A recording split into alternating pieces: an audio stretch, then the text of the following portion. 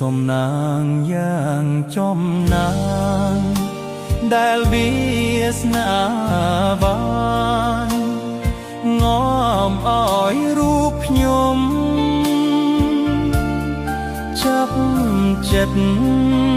เก็บสองបំណងលើងំហោ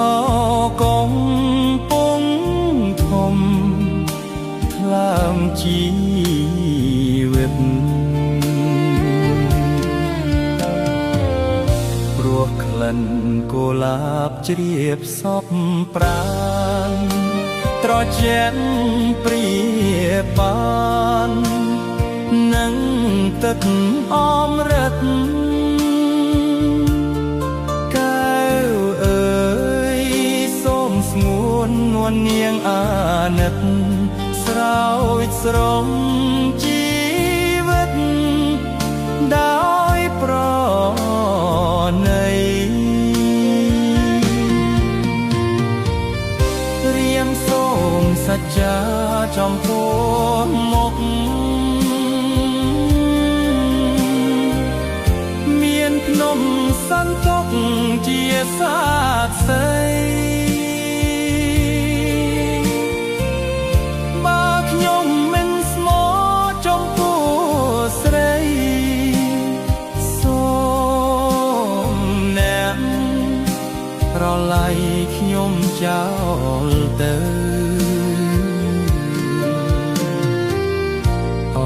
កំពុងធំ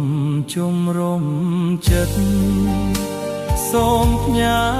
ជីវិតរឿងពេតនឹងទៅ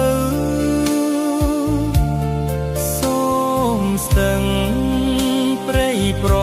ជួយចែកជើរូបពើឲ្យខ្ញុំជាគូ